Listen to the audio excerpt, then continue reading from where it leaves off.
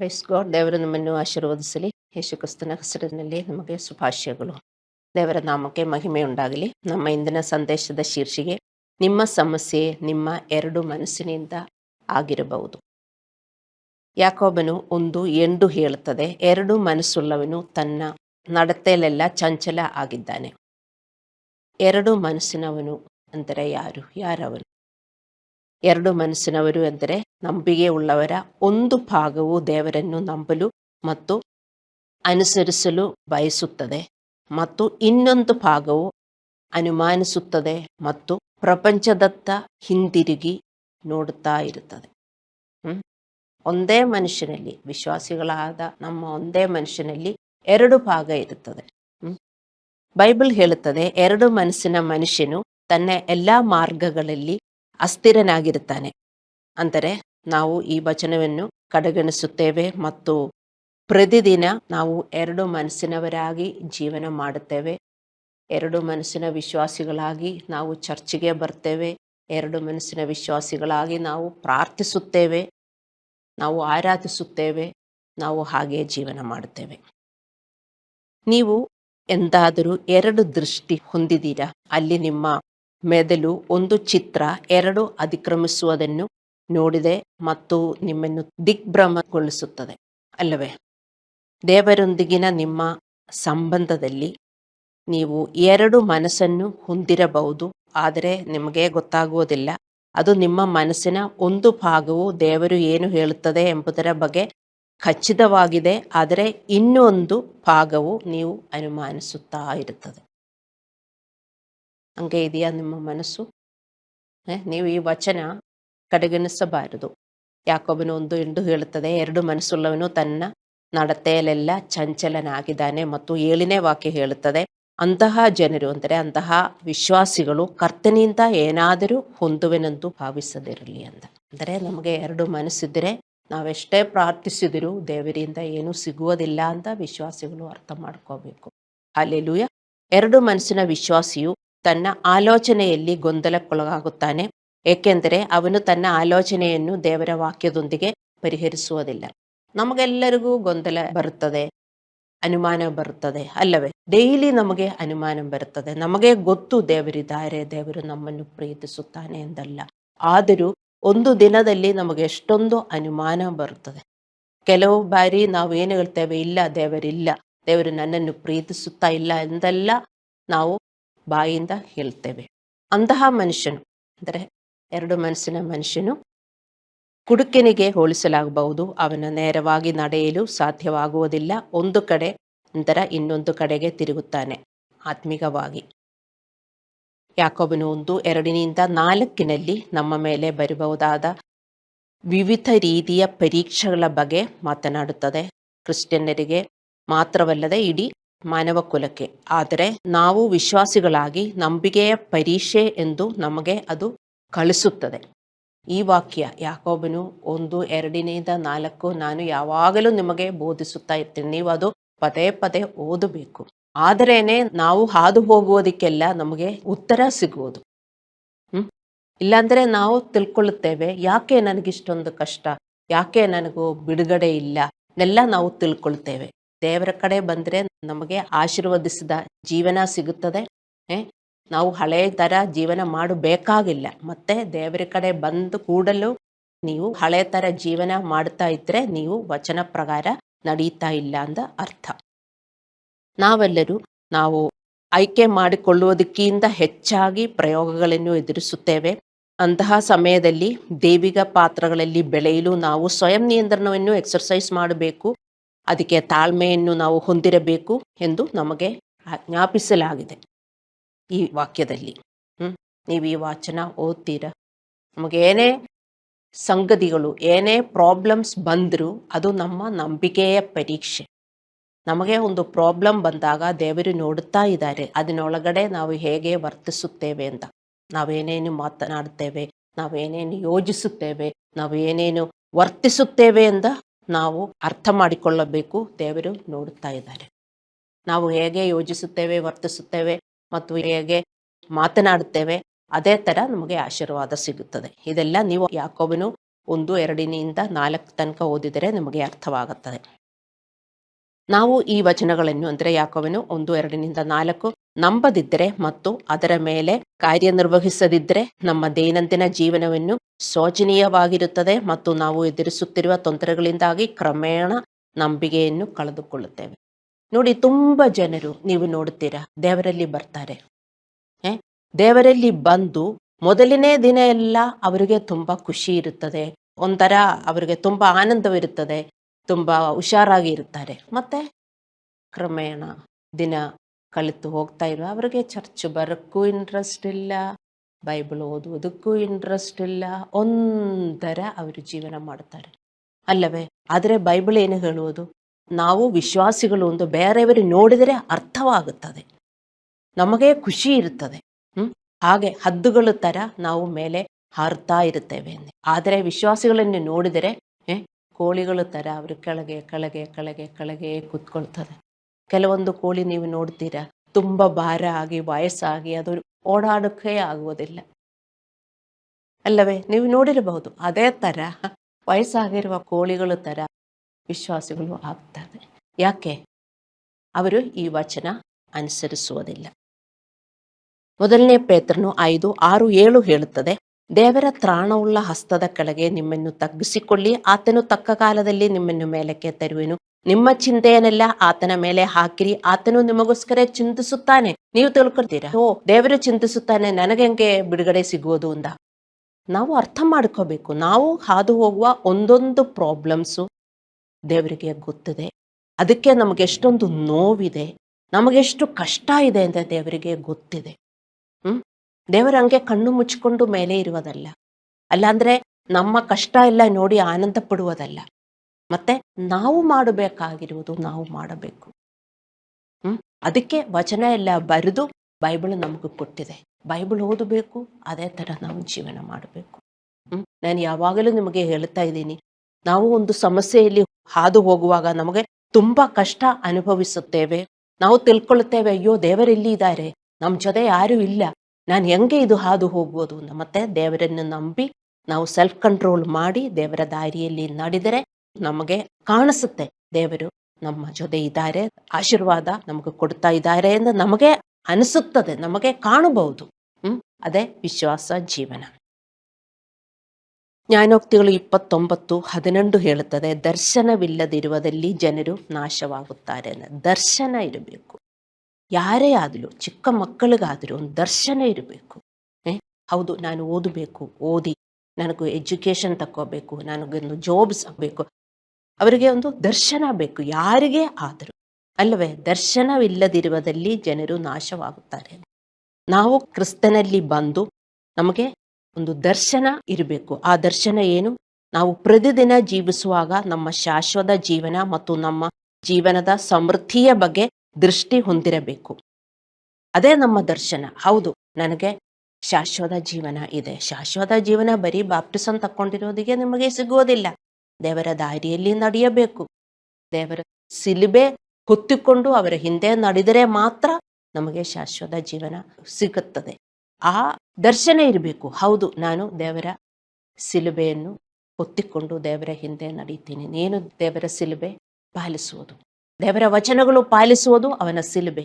ಅದೇ ನಾವು ಹೊತ್ತಿಕೊಂಡು ಅವನ ಹಿಂದೆ ನಡಿಬೇಕಾಗಿರುವುದು. ನಮಗೆ ಕಷ್ಟ ಸೆಲ್ಫ್ ಕಂಟ್ರೋಲ್ ಮಾಡುವುದಕ್ಕೆ, ದೇವರ ಹೇಳಿರುವ ತರ ನಡೆಯೋದಕ್ಕೆ ನಮಗೆ ಕಷ್ಟ. ಅದು ನಮ್ಮ ಸಿಲುಬೆ ದೇವರ ಮಕ್ಕಳೇ. ಆ ಸಿಲುಬೆ ಹೊತ್ತುಕೊಂಡು ಮಾತ್ರ ನಾವು ಕ್ರಿಶ್ಚಿಯನರಾಗಿ ಜೀವನ ಮಾಡಬೇಕು. ಅದೇ ಆ ದರ್ಶನ ಇರಬೇಕು. ಮತ್ತೆ ಕಷ್ಟಗಳು ನಮಗೆ ಜೀವನದಲ್ಲಿ ಬಂದೇ ಬರ್ತದೆ. ದೇವರಿಗೆ ಹೇಳ್ತಾ ಇದ್ರು, ಯೋಹಾನ 16:33, ಈ ಲೋಕದಲ್ಲಿ ನಿಮಗೆ ಕಷ್ಟ ಉಂಟು, ಆದರೆ ನಾನಿದ್ದೀನಿ ನಿಮಗೆ, ನನ್ನಲ್ಲಿ ನಿಮಗೆ ಬಿಡುಗಡೆ ಇದೆ. ಕಷ್ಟ ಬಂದೇ ಬರ್ತದೆ, ನಾವು ಅರ್ಥ ಮಾಡಿಕೋಬೇಕು. ಆದರೆ ಅದರಿಂದೆಲ್ಲ ನಮಗೆ ಬಿಡುಗಡೆ ಸಿಗುತ್ತದೆ ಅಂತ ನಾವು ಅರ್ಥ ಮಾಡ್ಕೋಬೇಕು. ನಮಗೆ ಆಶೀರ್ವದಿಸಿದ ಜೀವನ, ಆ ದರ್ಶನ ನಮಗಿರಬೇಕು. ಅಲ್ಲ, ನನಗೆ ಕಷ್ಟ ಬಂದರೆ ಅಲ್ಲೇ ನಾನು ಸಾಯ್ತೀನಿ, ಆ ಕಷ್ಟದಲ್ಲೇ ನಾನು ಬಿದ್ಬಿಡ್ತೀನಿ, ಕಷ್ಟದಿಂದ ನನಗೆ ಹೊರಗೆ ಬರೋಕ್ಕಾಗಲ್ಲ, ನೀವು ಎಂದೂ ಯೋಚಿಸಬಾರದು. ವಿಶ್ವಾಸಿಗಳಾಗಿ ನಿಮಗೆ ಅಂಥ ಯೋಚನೆ ಇದ್ದರೆ ಅರ್ಥ ಮಾಡಿಕೊಳ್ಳಿ, ನೀವು ಎರಡು ಮನಸ್ಸಿನ ವಿಶ್ವಾಸಿ. ಸೊ ವಿಶ್ವಾಸಿಗಳಾಗಿ ನಮಗೆ ದರ್ಶನ ಇರಬಹುದು. ಅದಕ್ಕಾಗಿ ನಾವು ಆಜ್ಞಾಧಾರಕ ಮತ್ತು ಪವಿತ್ರ ಜೀವನವನ್ನು ನಡೆಸಬೇಕು ಎಂದು ನಾವು ಸ್ಪಷ್ಟಪಡಿಸಬೇಕು. ನಮ್ಮ ಹೃದಯದಲ್ಲಿ ಸ್ಪಷ್ಟಪಡಿಸಬೇಕು, ಹೌದು ನಾನು ಹಳೆ ತರ ಇರಬಾರದು. ಇನ್ನು ಆ ಹಳೆ ಜೀವನ ಹೊಟ್ಟೋಯ್ತು, ಸತ್ತೋಯ್ತು. ಹಳೆ ನಾನು ಸತ್ತೋಯ್ತು. ನಾನು ಬಾಪ್ತಿಸಂ ತಕ್ಕೊಂಡಿದಾಗ, ನಾನು ನೀರಲ್ಲಿ ಹೋಗಿದಾಗ ಆ ಹಳೆ ಜೀವನ ಸತ್ತೋಯ್ತು. ಇದೆಲ್ಲ ನಮಗೆ ದರ್ಶನ ಬೇಕು. ಇದೆಲ್ಲ ನಿಮಗೆ ನೀವು ಮಾತಾಡಬೇಕು. ಇದೆಲ್ಲ ನೀವು ಧ್ಯಾನಿಸಬೇಕು. ವಚನ ಓದಿ ನೀವು ಧ್ಯಾನಿಸಬೇಕು. ನಿಮ್ಮನ್ನೇ ಎಜುಕೇಟ್ ಮಾಡಬೇಕು. ಇಲ್ಲದಿದ್ದರೆ ನೀವು ಬೆಳಗ್ಗೆ ಎದ್ದು ಏನೋ ಒಂದು ಡ್ಯೂಟಿಗೋಸ್ಕರ ಬೈಬಲ್ ಓದಿ, ಡ್ಯೂಟಿಗೋಸ್ಕರ ಏನೋ ಒಂದು ಪ್ರಾರ್ಥಿಸಿ ನೀವು ನಡೀತಾ ಇದ್ದರೆ ಜೀವನ ಕಷ್ಟ ಆಗುತ್ತದೆ ದೇವರ ಮಕ್ಕಳೇ. ಅದೇನಾ ನಿಮ್ಮ ವಿಶ್ವಾಸ ಜೀವನ ಅಂದರೆ? ಇಲ್ಲ, ಟೈಮ್ ಇಲ್ಲ, ಬೈಬಲ್ ಓದಕ್ಕೆ ಟೈಮ್ ಇಲ್ಲ, ಪ್ರೇಯರ್ ಮಾಡಕ್ಕೆ ಟೈಮ್ ಇಲ್ಲ, ನೆಂಟರು ಬರ್ತಾ ಇದ್ದಾರೆ, ಅಲ್ಲಾಂದ್ರೆ ಆಫೀಸ್ ಹೋಗ್ಬೇಕು, ಇದು ಮಾಡಬೇಕು, ಹಿಂಗೆ ನೀವು ಜೀವನ ಮಾಡಿದರೆ ಮತ್ತೆ ಜೀವನ ಕಷ್ಟ ಕಷ್ಟ ಎಂದು ಹೇಳಿ ನಮಗೇನು ಸಿಗುವುದಿಲ್ಲ. ದೇವರ ಮಕ್ಕಳೇ, ಅರ್ಥ ಮಾಡಿಕೊಳ್ಳಿ. ಮೊದಲನೇ ಯೋಹಾನ 3:22 ಹೇಳುತ್ತದೆ, ನಾವು ಆತನ ಆಜ್ಞೆಗಳನ್ನು ಕೈಕೊಂಡು ಆತನ ಎಣ್ಣಿಕೆಯಲ್ಲಿ ಮೆಚ್ಚುಗೆಯಾದ ಕಾರ್ಯಗಳನ್ನು ಮಾಡುವವರಾಗಿರುವುದರಿಂದ ಏನು ಬೇಡಿಕೊಂಡರೂ ಆತನಿಂದ ಹೊಂದುವಿರು. ಏನು ಬರೆದಿದೆ? ನಾವು ಆತನ ಆಜ್ಞೆಗಳನ್ನು ಕೈಕೊಂಡು ಆತನ ಎಣ್ಣಿಕೆಯಲ್ಲಿ ಮೆಚ್ಚುಗೆಯಾದ ಕಾರ್ಯಗಳನ್ನು ಮಾಡುವುದರಿಂದ. ಬರೀ ಪ್ರಾರ್ಥನೆ ಮಾಡುವುದರಿಂದಲ್ಲ, ಬರೀ ಬೈಬಲ್ ಓದಿ ಹಳೆ ಜೀವನ ಮಾಡಿ ಪ್ರಾರ್ಥನೆ ಮಾಡುವುದರಿಂದ ಏನೇ ಬೇಡಿಕೊಂಡರೂ ದೇವರು ಕೊಡ್ತಾರೆ ಅಂದ ಒಂದು ವಚನನೂ ಬೈಬಲಲ್ಲಿ ಇಲ್ಲ. ನಿಮಗಿಲ್ಲ. ಯಾರಿದು ಹೇಳಿಕೊಟ್ಟಿರುವುದು? ಯಾರಾದರೂ ಹೇಳಿಕೊಟ್ಟಿದಾರ? ಎಲ್ಲಿದೆ ಅಂತ ತೋರಿಸಿ ಅಂತ ಅವ್ರಿಗೆ ಹೇಳಬೇಕು. ಮತ್ತೆ ಈ ವಚನ ಎಲ್ಲ ನೀವೇನು ಮಾಡ್ತೀರಿ? ಇಂಥ ವಚನ ನಾನು ಬೋಧಿಸುವ ಈ ವಚನ ಎಲ್ಲ ನೀವೇನು ಮಾಡ್ತೀರಿ? ಆತನ ಆಜ್ಞೆಗಳನ್ನು ಕಾಯ್ಕೊಂಡು, ಆಜ್ಞೆ ಎಂದರೆ ಏನು? ಕಮಾಂಡ್, ಮಾಡು, ಇದು ಮಾಡು, ಅದು ಮಾಡು ಅಂತ. ಅದೇ ಆಜ್ಞೆ. ದೇವರ ಆಜ್ಞೆ ಕೊಡ್ತಾರೆ. ಆತನ ಆಜ್ಞೆಗಳನ್ನು, ದೇವರ ಆಜ್ಞೆಗಳು ನಮಗೆ ಕೊಡ್ತಾರೆ. ಏನು? ನೀನು ಕೋಪದಲ್ಲಿ ಇರಬಾರದು, ಮನುಷ್ಯರನ್ನು ಕ್ಷಮಿಸಬೇಕು, ಸಹಿಸಬೇಕು. ಕಟ್ಟದು ಮಾಡಕ್ಕೆ ಜನ ಈ ಲೋಕದಲ್ಲಿ ಇರ್ತಾರೆ. ನಾವು ಒಳ್ಳೆಯದು ಮಾಡಿದರೂ ನಮಗೆ ಕಟ್ಟದು ಮಾಡ್ತಾರೆ, ಆದರೂ ಅವರನ್ನು ಕ್ಷಮಿಸಬೇಕು. ಇದೇ ಆಜ್ಞೆ, ಬೇರೆ ಏನೂ ಇಲ್ಲ, ಬೇರೆ ಏನೂ ಇಲ್ಲ, ಇದೇ ಆಜ್ಞೆ. ನಾವು ತಾಳ್ಮೆಯಿಂದ ನಡೆಯಬೇಕು, ನಾವು ನಮ್ರತೆಯಿಂದ ನಡೆಯಬೇಕು. ನಮಗೆ ಅಹಂಕಾರ ಆಗಬಾರದು. ತುಂಬಾ ಅಹಂಕಾರ ನಮಗೆ, ಅದೆಲ್ಲ ಬಿಟ್ಟು ಬಿಡಬೇಕು. ಇದೇ ಆಜ್ಞೆ. ನಂತರ ಆಗಿರಿ, ನನ್ನ ಹಿಂದೆ ಬರ್ರಿ, ನಾನೇನು ಕುರುಮರಿ. ಕುರುಮರಿ ತರ ನಾವು ಆಗಬೇಕು, ದೇವರ ತರ ಆಗಬೇಕು. ಕುರುಮರಿಯಾಗಿ ನನ್ನ ಹಿಂದೆ ಬಂದರೆ ನಿಮ್ಮ ಜೀವನ ಒಳ್ಳೆಯದಾಗುತ್ತೆ. ಇದೇ ದೇವರು ಪ್ರಾಮಿಸ್ ಮಾಡಿರುವುದು ದೇವರ ಮಕ್ಕಳೇ. ಬೇರೆ ಯಾವುದು ದೇವರು ಪ್ರಾಮಿಸ್ ಮಾಡಲಿಲ್ಲ. ನೋಡಿ, ನಾವು ಆತನ ಆಜ್ಞೆಗಳನ್ನು ಕೈಕೊಂಡು ಆತನ ಎಣ್ಣಿಕೆಯಲ್ಲಿ ಮೆಚ್ಚುಗೆಯಾದ ಕಾರ್ಯಗಳನ್ನು ಮಾಡುವವರಾಗಿರುವುದರಿಂದ ಏನು ಬೇಡಿಕೊಂಡ್ರೆ ಆತನು ಕೊಡ್ತಾನೆ ಅಂತ. ಇದೇನು ಮಾಡುವುದಿಲ್ಲ. ಮನೆಯಲ್ಲಿ ಗಲಾಟ, ಯಾವಾಗಲೂ ಗಂಡ ಹೆಂಡತಿ ಯಾವಾಗಲೂ ಗಲಾಟ, ಮನೆಯಲ್ಲಿ ಜಗಳ ಬಿಟ್ಟು ಬೇರೆ ಏನೂ ಇಲ್ಲ. ಯಾರಿಗೂ ಒಬ್ರು ಮುಖ ನೋಡಕ್ಕಾಗಲ್ಲ, ಎಲ್ಲರಿಗೂ ಕೋಪ. ಹೊರಗಡೆ ಹೋದರೆ ಎಲ್ಲ ಪೇಂಟ್ ಎಲ್ಲ ಮಾಡಿಕೊಂಡು ಒಳ್ಳೆ ಬಟ್ಟೆ ಎಲ್ಲ ಹಾಕೊಂಡು ಹೋಗಿದರೆ ಚೆನ್ನಾಗಿ ನಗುಮುಖದಲ್ಲಿ ಹೋಗ್ತಾರೆ. ಮತ್ತೆ ಮನೆಯೊಳಗಡೆ ಹೋಗಿದರೆ, ವಿಶ್ವಾಸಗಳ ಮನೆಯೊಳಗಡೆ ಹೋಗಿದರೆ ಹಂಗೆ ಎಲ್ಲ ನಾವು ಜೀವನ ಮಾಡುವುದು. ಇದೇ ಆಜ್ಞೆಗಳು. ನಂತರ ಆಗಿರಿ, ನಾನು ಈ ಲೋಕದಲ್ಲಿ ಬಂದು ಸ್ವರ್ಗದಿಂದ ನನ್ನ ತಂದೆ ಈ ಲೋಕದಲ್ಲಿ ಕಳಿಸಿರುವುದು ಈ ಲೋಕದಲ್ಲಿ ನೀವು ಹೇಗೆ ಜೀವನ ಮಾಡಬೇಕು ಅಂತ ಕಲಿಸಿಕೊಡುವುದಕ್ಕೆ. ಅದಕ್ಕೆ ನಾನು ಬಂದಿರುವುದು. ಯೇಸುದೇವರಿಗೆ ಹೇಳಿದ್ರು, ನಿಮಗೆ ಜೀವನ ಹೇಗೆ ಮಾಡಬೇಕು ಅಂತ ಕಲಿಸಿಕೊಡುವುದಕ್ಕೆ ತಂದೆ ನನ್ನನ್ನು ಕಳಿಸಿರುವುದು. ನಿಮಗೆ ಗೊತ್ತಿಲ್ಲ. ಒಬ್ಬರು ಜಗಳ ಮಾಡಕ್ ಬಂದರೆ ನೀವು ಹೇಳ್ತೀರಿ, ಅವ್ರು 4 ಹೇಳಿದ್ರೆ ನಾನು 5 ಹೇಳ್ಬೇಕು. ನನ್ನಿಂದ ಏನು ಕಮ್ಮಿ ಆಗಬಾರದು. ಅಲ್ಲಾಂದ್ರೆ ಅವರು ತಿಳ್ಕೊಳ್ತಾರೆ ನಾನು ಸ್ಮಾರ್ಟ್ ಇಲ್ಲದವನು ಅಂತ. ಅದೇ ನಮ್ಮ ಹಳೆಯ ಮನುಷ್ಯನನ್ನು ಕೊಂದಾಕಬೇಕು. ದೇವರ ಮಕ್ಕಳೇ, ಹಾಗೆ ಮಾಡಬೇಕು ನಾವು. ವಿಶ್ವಾಸಿಗಳು ಪ್ರಾರ್ಥನೆ ಮಾಡ್ತಾರೆ, ಉಪವಾಸ ಮಾಡ್ತಾರೆ, ತುಂಬಾ ನಂಬಿಕೆ ಇದೆ ಅವರಿಗೆ. ಆದರೂ ದೇವರಿಂದ ಏನು ಸಿಗ್ತಾ ಇಲ್ಲ. ಯಾಕೆ? ಅವರು 2 ಮನಸ್ಸುಳ್ಳವರಾಗಿ ಜೀವನ ಮಾಡ್ತಾ ಇದ್ದಾರೆ. ನಮ್ಮ ಜೀವನದಲ್ಲಿ ಪವಿತ್ರೀಕರಣದ ದೇವರ ಯೋಜನೆಯ ಬಗ್ಗೆ ಸರಿಯಾದ ತಿಳುವಳಿಕೆ ಇಲ್ಲದೆ ನಾವು ನಮ್ಮ ಜೀವನವನ್ನು ನಿರಾಶೆಗೊಳಿಸುತ್ತೇವೆ. ದೇವರ ಮಕ್ಕಳೇ, ನಾವು ಯಾವಾಗಲೂ ಖುಷಿಯಾಗಿ ಜೀವನ ಮಾಡ್ತಾ ಇರೋರು. ಏನೇ ಬಂದರೂ ನಮಗೆ ಖುಷಿ ಇರಬೇಕು, ನಮಗೆ ಹೋಪ್ ಇರಬೇಕು, ಭರವಸೆ ಇರಬೇಕು. ಹಾಗೇ ನಾವು ಜೀವನ ಮಾಡುವವರು. ಅದಕ್ಕೆ ದೇವರು ಕರೆದಿರೋದು. ಹಳೆ ಥರ ನಾವು ಅತ್ತು ದುಃಖದಲ್ಲಿ ಹೇಳಕ್ಕೆ ಆಗಲ್ಲ, ಬ್ಲ್ಯಾಂಕೆಟ್ ಎಲ್ಲ ಹಾಕ್ಕೊಂಡು ಯಾವಾಗಲೂ ಮಲಗುವುದು ಅಂಥ ಜೀವನ ಹೋಯ್ತು. ನಾನು ಎಲ್ಲರಿಗೂ ಹೇಳುವುದು, ಸ್ಪೆಷಲಿ ವಯಸ್ಸಾಗ್ತಾ ಇರುವವರಿಗೆ ಹೇಳುವುದು, ನಾವೆಲ್ಲ ಏನು ತಿಳ್ಕೊಳ್ತೀರಿ, ವಯಸ್ಸಾಗಿದರೆ ಅಯ್ಯೋ ವಯಸ್ಸಾಯಿತು ಇನ್ನು ಮಕ್ಕಳೇ ನೋಡ್ಕೋಬೇಕು ಅಂತ. ಮಕ್ಕಳೆಲ್ಲ ನೋಡುವುದು, ನೀವು ಮಕ್ಕಳನ್ನೇ ನೋಡ್ಕೋಬೇಕು. ಈ ಲೋಕದಲ್ಲಿ ಹಂಗೆ ಅಯ್ಯೋ ವಯಸ್ಸಾಗಿದರೆ ನನಗೆ ಎದ್ದು ಓಡಾಡಕ್ಕಾಗಲ್ಲ, ಮಕ್ಕಳನ್ನ ನೋಡ್ಕೋಬೇಕು, ಅಲ್ಲಾಂದ್ರೆ ಓಲ್ಡ್ ಏಜ್ ಹೋಮಲ್ಲಿ ನನ್ನ ಹಾಕ್ಬಿಡ್ತಾರೆ ಅಂತ. ಏನು ಬೇಕಾಗಲ್ಲ. ನೀವು ದೇವರನ್ನು ಸೇವೆ ಮಾಡಿದರೆ ದೇವರು ನಿಮಗೆ ಸೇವೆ ಮಾಡ್ತಾರೆ. ಬರೀ ನಿಮಗೋಸ್ಕರ ಜೀವನ ಮಾಡಿದರೆ ಹಿಂಗೆಲ್ಲ ಆಗೋದಿಲ್ಲ. ನಮ್ಮನ್ನೆಲ್ಲ ಕರೆದಿರೋದು ದೇವರಿಗೆ ಸೇವೆ ಮಾಡೋದಕ್ಕೆ. ನಾವು ದೇವರಿಗೆ ಸೇವೆ ಮಾಡಿದರೆ ದೇವರು ಸೇವೆ ಮಾಡ್ತಾರೆ. ನಾವು ಸಾಯುವ ತನಕ ಎದ್ದೋಡಿ ಓಡಿ ನಾವು ದೇವರ ಸೇವೆ ಮಾಡಬೇಕು. ಆರೋಗ್ಯ ಬೇಕಲ್ಲ, ದೇವರ ಸೇವೆ ಮಾಡಕ್ಕೆ ಆರೋಗ್ಯ ಬೇಕಲ್ಲ, ದೇವರು ಕೊಡಲ್ವಾ? ಮತ್ತು ನೀವು ನಿಮ್ಮ ಸೇವೆ ಮಾಡಿಕೊಂಡಿದ್ದರೆ ಆರೋಗ್ಯ ಸಿಗುವುದಿಲ್ಲ. ನಿಮ್ಮ ಮಕ್ಕಳು ನೋಡ್ಬೇಕಾಗತ್ತೆ. ಮತ್ತೆ ನಿಮ್ಮ ಮಕ್ಕಳು ಎಸೆದ್ ಬಿಟ್ರೆ ಓಲ್ಡ್ ಏಜ್ ಹೋಮಕ್ಕೆ ಹೋಗ್ಬೇಕಾಗ್ತದೆ. ನಮಗೇನು ಹೇಳಕ್ಕಾಗಲ್ಲ. ಈ ಕಾಲದ ಮಕ್ಕಳು ಹೆಂಗೆ ವರ್ತಿಸುತ್ತಾರೆ ಅಂತ ನಮಗೆ ಗೊತ್ತಾಗಲ್ಲ. ಅದಕ್ಕೆ ತುಂಬ ಓಲ್ಡ್ ಏಜ್ ಹೋಮ್ಸ್ ಇದೆ. ವಿಶ್ವಾಸಿಗಳ ಹಂಗೆ ಎಲ್ಲ ಜೀವನ ಮಾಡುವುದು. ದೇವರನ್ನ ಸೇವೆ ಮಾಡುವುದಕ್ಕೆ ಆರೋಗ್ಯ ಬೇಕು. ಮತ್ತು ಮನೆ ತುಂಬ ನಂಡ್ರು ಚರ್ಚೆಗೆ ಬರಕ್ಕಾಗಲ್ಲ. ಅಲ್ಲಾದರೆ ಅದು ಮಾಡಬೇಕು, ಇದು ಮಾಡಬೇಕು. ಏನೇ ಇದ್ರು ದೇವರ ಸೇವೆ ಮಾಡಿ ಜೀವನ ಮಾಡಬೇಕು. ಆವಾಗ ದೇವರು ಆರೋಗ್ಯ ಕೊಡ್ತಾರೆ. ಇದೇ ನಾನು ಎಲ್ಲರಿಗೂ ಹೇಳುವುದು. ನೀವು ಅರ್ಥ ಮಾಡಿಕೊಳ್ಳಿ ದೇವರ ಮಕ್ಕಳೇ. Hallelujah. Without a vision man perish. ದರ್ಶನವಿಲ್ಲದಿರುವುದಲ್ಲಿ ಜನರು ನಾಶವಾಗುತ್ತಾರೆ. ದರ್ಶನ ಇರಬೇಕು. ನಿಮಗೇನು ದರ್ಶನ? ಅಯ್ಯೋ ವಯಸ್ಸಾಗಿದ್ರೆ ಮಕ್ಕಳು ಸಾಕಬೇಕು, ಇಲ್ಲ. ಮಕ್ಕಳು ವಿಶ್ವಾಸಿಗಳಿಲ್ಲದಿದ್ದರೆ ನೀವು ಅವರನ್ನ ನೀವು ಸಾಕ್ತೀರಿ. ಅರ್ಥ ಮಾಡಿಕೊಳ್ಳಿ. ಹಲ್ಲೆಲೂಯಾ.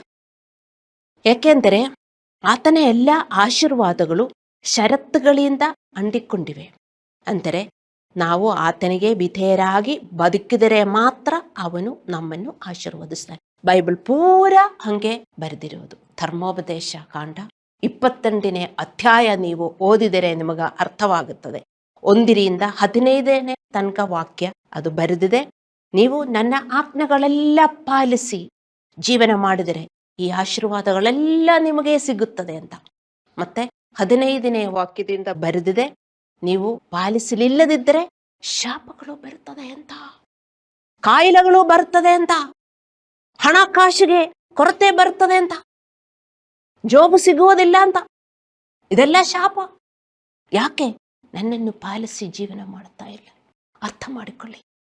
ಅದಕ್ಕೆ ನಾನು ಹೇಳಿರೋದು, ಆತನ ಎಲ್ಲ ಆಶೀರ್ವಾದಗಳು ಷರತ್ತುಗಳಿಗೆ ಅಂಟಿಕೊಂಡಿವೆ.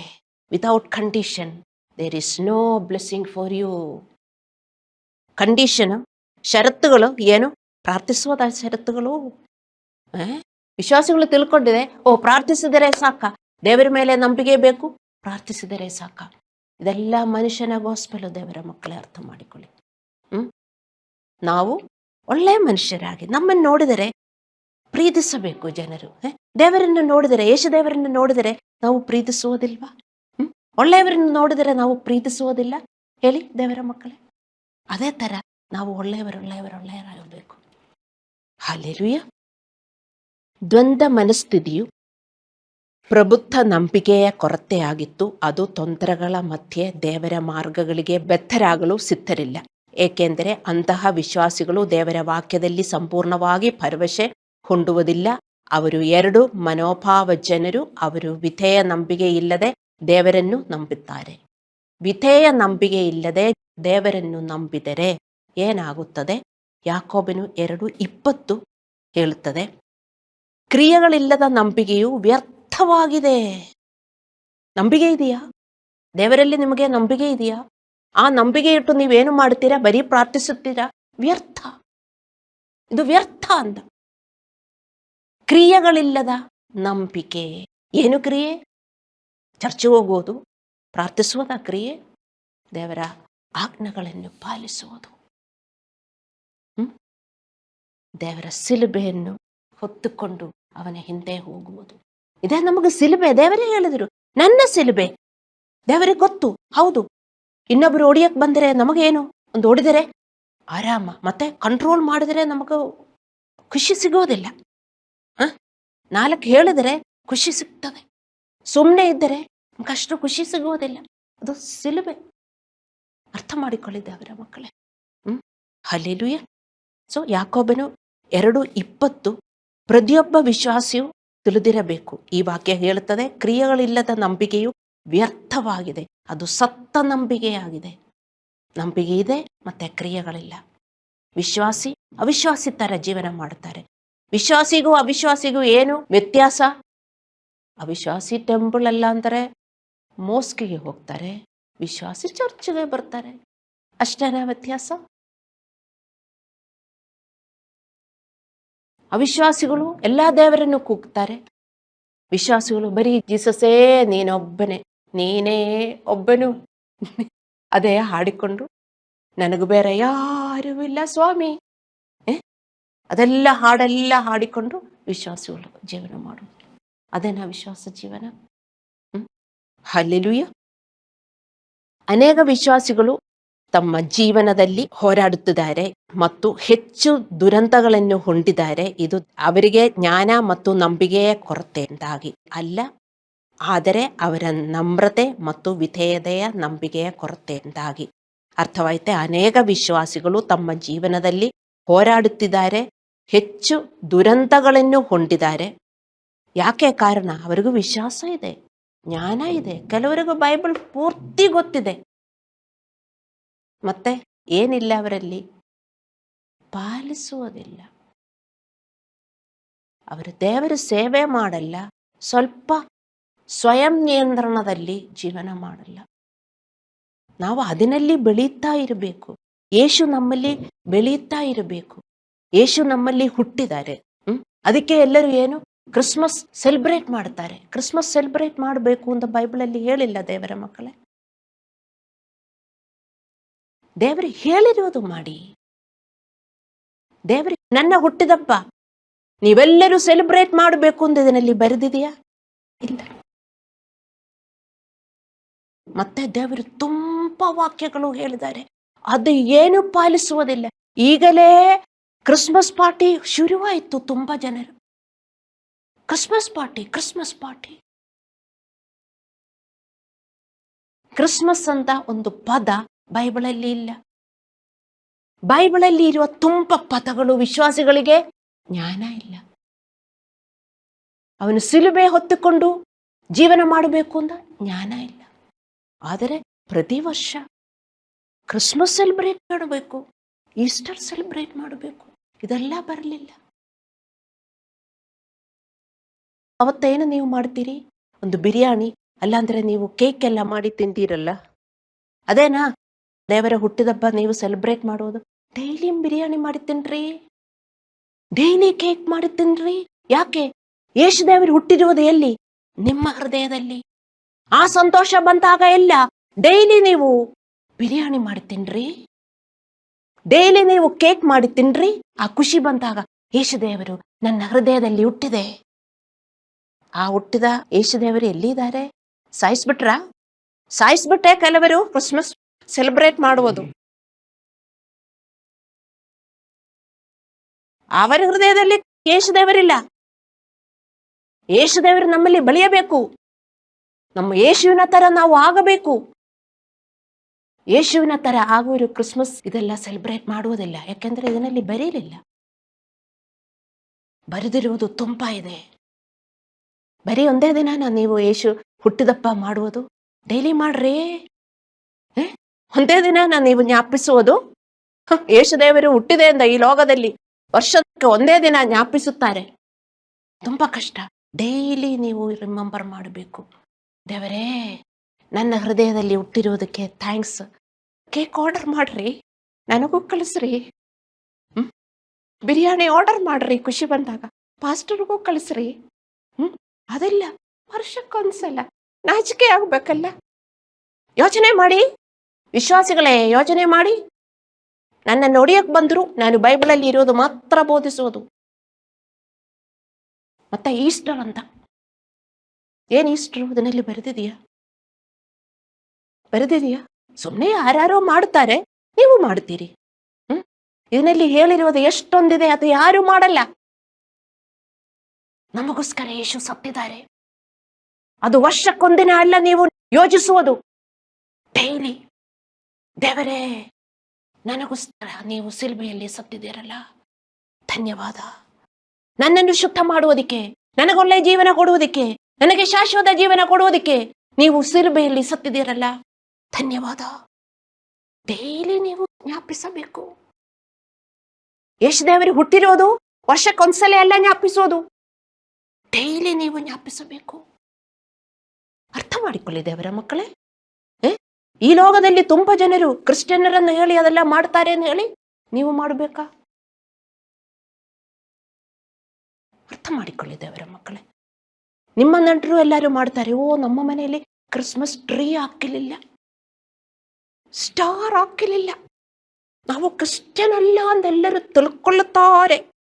ಚಮ ಚಮ ಚಮ ಚಮಕ ಲೈಟ್ ಹಾಕಲಿಲ್ಲ, ನೋಡಿ ಅವರ ಹಾಕ್ತಿದ್ದಾರೆ. ಏನು ಜನರು ತಿಳ್ಕೊಳ್ಳುತ್ತಾರೆ? ಜನರ ಮುಂದೆ ನಿಮಗೆ ಕ್ರಿಶ್ಚಿಯನ್ ಆಗಬೇಕು, ದೇವರ ಮುಂದೆ ಯಾರ್ರೀ ನೀವು? ಯೇಸುವಿನ ನೀವು ಡೈಲಿ ಕೊಲ್ಲುತ್ತಾ ಇದ್ದೀರಿ ಒಳಗಡೆ. ಯೇಸುವಿನ ಡೈಲಿ ಕೊಂದು ಕ್ರಿಸ್ಮಸ್ ಸೆಲೆಬ್ರೇಟ್ ಮಾಡಿ, ಈಸ್ಟರ್ ಸೆಲೆಬ್ರೇಟ್ ಮಾಡಿ, ಮನೆಯೆಲ್ಲ ಪೂರ್ತಿ ಲೈಟ್ ಎಲ್ಲ ಹಾಕಿ, ಬಲ್ಬ್ ಎಲ್ಲ ಹಾಕಿ, ಸ್ಟಾರ್ ಎಲ್ಲ ಹಾಕಿ. ನನ್ನ ಮೇಲೆ ಯಾರು ಕೋಪ ಕೊಳ್ಬಾರದು. ಇದಲ್ಲ ಕ್ರಿಸ್ಮಸ್. ನಾನು ಯೇಸುವಿನ ಹುಟ್ಟಿದಬ್ಬ ಡೈಲಿ ನಾನು ಸೆಲೆಬ್ರೇಟ್ ಮಾಡ್ತೇನೆ. ದೇವರೇ, ನನ್ನ ಜೀವನದಲ್ಲಿ ನೀನು ಬಂದಿರುವುದಕ್ಕಾಗಿ ಧನ್ಯವಾದ. ನನ್ನ ಮನೆಯಲ್ಲಿ ದೇವರೇ ನೀನು ಹುಟ್ಟಿರುವುದಕ್ಕಾಗಿ ಧನ್ಯವಾದ. ಅರ್ಥ ಮಾಡಿಕೊಳ್ಳಿ ದೇವರ ಮಕ್ಕಳೇ. ದೇವರ ರಾಜ್ಯದಲ್ಲಿ ಮೂರ್ಖ ಕನ್ಯೆಗರು, ಬುದ್ಧಿವಂತ ಕನ್ಯೆಗರು ಇಬ್ಬರು ಇದ್ದಾರೆ.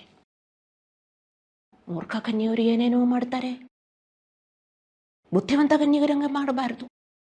ಅರ್ಥ ಮಾಡಿಕೊಳ್ಳಿ ದೇವರ ಮಕ್ಕಳೇ. ಎರಡು ಮನಸ್ಸಿನವರು, ವಿಶ್ವಾಸಿಗಳು ಎರಡು ಮನಸ್ಸಿನವರಾಗಿ ಜೀವನ ಮಾಡಿ, ಬೈಬಲಲ್ಲಿ ಬರೆದಿದೆ, ಅವರಿಗೇನು ಸಿಗೋದಿಲ್ಲ. ದರ್ಶನವಿಲ್ಲದೆ ನೀವು ನಾಶವಾಗಿ ಹೋಗುತ್ತೀರಿ. ದರ್ಶನ ಬೇಕು. ಹೌದು, ನಾನು ಚೇಂಜ್ ಆಗ್ತೀನಿ, ನಾನು ಹಳೆ ತರ ಜೀವನ ಮಾಡುವುದಿಲ್ಲ, ಯೇಸುವಿನ ಸಾಯಿಸ್ಬಿಟ್ಟು ನಾನು ಕ್ರಿಸ್ಮಸ್ ಮಾಡುವುದಿಲ್ಲ. ಸಾಯಿಸ್ಬಿಡುವವರಿಗೆಲ್ಲ ನೀವು ಹೋಗಿ ಸುವಿಶೇಷ ಹೇಳ್ರಿ. ಅವರು ನಿಮ್ಮನ್ನು ಕೊಲ್ಲಕ್ ಬಂದರು, ವಚನ ತೋರಿಸಿ. ಸ್ಪಿರಿಚುವಲ್ ಸೆನ್ಸ್ ಇರಬೇಕು. ಹಲ್ಲೆಲೂಯಾ. ಯಾಕೋಬನು 2:19 ಹೇಳುತ್ತದೆ, ದೇವನು ಒಬ್ಬನೇ ಎಂದು ನೀನು ನಂಬುವನು, ಹಾಗೆ ನಂಬುವುದು ಒಳ್ಳೆಯದು. ದೆವ್ವಗಳು ಕೂಡ ಹಾಗೆ ನಂಬುತ್ತಾರೆ, ನಡುಗುತ್ತಾರೆ. ಬೈಬಲಲ್ಲಿ ಬರುತ್ತೆ. ದೆವ್ವಗಳು ಕೂಡ ದೇವರೇ ಒಬ್ಬನೇ ಎಂದು ನಂಬುತ್ತದೆ. ನೀವು ನಂಬುತ್ತೀರಾ? ಮತ್ತೆ ಕ್ರಿಯೆ ಇಲ್ಲದ ವಿಶ್ವಾಸ ಸತ್ತಿದೆ. ಸತ್ತ ವಿಶ್ವಾಸ, ಕ್ರಿಯೆ ಇಲ್ಲದ ವಿಶ್ವಾಸ, ಸತ್ತ ವಿಶ್ವಾಸ. ಹಲ್ಲೆಲೂಯಾ. ನಮ್ಮಲ್ಲಿರುವ ಎರಡು ಮನಸ್ಸಿನ ಕೆಲವು ಉದಾಹರಣೆ ನಾನು ಹೇಳ್ತೀನಿ.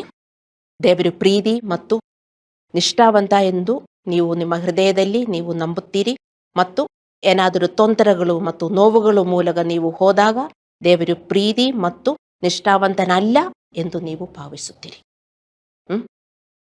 ಇದಕ್ಕೆ ಕಾರಣ ನೀವು ಎರಡು ಮನಸ್ಸಿನುಳ್ಳವರಾಗಿ ಜೀವನ ಮಾಡುತ್ತೀರಿ. ನಮಗೆ ಕಷ್ಟ ಬಂದರು ದೇವರಿಗೆ ಸ್ತೋತ್ರ ಮಾಡಬೇಕು. ಯಾವಾಗಲೂ ಸ್ತೋತ್ರ ಸ್ತುತಿಗಳು ದೇವರಿಗೆ ಅರ್ಪಿಸಿ. ಯಾವಾಗಲೂ ನಾವು ಖುಷಿಯಾಗಿರಿ ಅಂತ ಬೈಬಲ್ ಹೇಳಿರುವುದು. ಯಾವಾಗಲೂ ಅಂದರೆ ನಮಗೆ ಕಷ್ಟ ಬರ್ತದೆ, ದುಃಖ ಬರ್ತದೆ, ಆವಾಗ ಹೇಗೆ ಸಂತೋಷವಾಗಿರುವುದು? ಆವಾಗ ಹೇಗೆ ನಾವು ಕೃತಜ್ಞ ಸ್ತೋತ್ರ ಹೇಳುವುದು? ಆವಾಗಲೂ ಅವನೇ ಕ್ರಿಶ್ಚಿಯನು. ಬರೀ ಸಂತೋಷವಾಗಿ ಇರುವ ಟೈಮಲ್ಲಿ ಮಾತ್ರ ಸಂತೋಷವಾಗಿ ದೇವರಿಗೆ ಕೃತಜ್ಞತಾ ಸ್ತುತಿ ಹೇಳುವವರೆಲ್ಲ ಕ್ರಿಶ್ಚಿಯನು. ಯಾಕೆಂದರೆ ದೇವರು ಯಾವಾಗಲೂ ಒಳ್ಳೆಯವನೇ. ದೇವರು ನಮಗೋಸ್ಕರ ಜೀವನ ಮಾಡ್ತಾರೆ. ನಮ್ಮ ತಾಯಿ ಅವರು ಬಿಟ್ಟರು, ಅವರು ಬಿಡುವುದಿಲ್ಲ. ಅಂತ ತಂದೆ ಅವರು. ಅರ್ಥ ಮಾಡಿಕೊಳ್ಳಿ ದೇವರ ಮಕ್ಕಳೇ. ಸೊ ನಮಗೇನಾದರೂ ಕೆಟ್ಟದಾದರೆ ನಾವೇನಾದರೂ ಬಿಟ್ಟು ಬಿಡಬೇಕು. ಅದಕ್ಕೆ ನಾವು ಕಷ್ಟದಲ್ಲಿ ಹೋಗಬೇಕು. ನಾವು ಹಿಂಗೆ ನಡೆದು ಹೋಗ್ತಾ ಇರ್ತೇವೆ. ಆವಾಗ ಟಕ್ಕಂತ ಏನಾದರೂ ಆಗುತ್ತೆ. ವಿಶ್ವಾಸಿಗಳ ಎದ್ದು, ದೇವರೇ ನನ್ನನ್ನು ಕ್ಷಮಿಸಿ, ನಾನು ಹೋಗ್ತಾ ಇರುವ ದಾರಿ ನನ್ನ ದಾರಿಯಲ್ಲಿ ಹೋಗ್ತಾ ಇದ್ದೀನಿ, ಅದಕ್ಕೆ ನನಗೇನೋ ಆಗಿರೋದು. ಮತ್ತು ಎದ್ದು ದೇವರಿಗೆ ಕ್ಷಮಾಪಣೆ ಅರ್ಪಿಸಿ ದೇವರ ದಾರಿಯಲ್ಲಿ ನಡೆಯಬೇಕು. ಇದೇ ಕ್ರಿಶ್ಚಿಯನ್ ಜೀವನ. ನಮಗೆ ಹಂಗೆ ನಡೆದು ಹೋಗಕ್ಕಾಗಲ್ಲ. ಆವಾಗ ನಮಗೊಂದು ಏಟು ಸಿಗ್ತದೆ. ಅದು ರೋಗ ಇರಬಹುದು, ಹಣ ನಷ್ಟ ಇರಬಹುದು, ಅಲ್ಲಾಂದ್ರೆ ನಿಮ್ಗೆ ಒಳ್ಳೇದಾಗ್ತಾ ಇಲ್ಲ. ನೀವು ಅರ್ಥ ಮಾಡ್ಕೋಬೇಕು.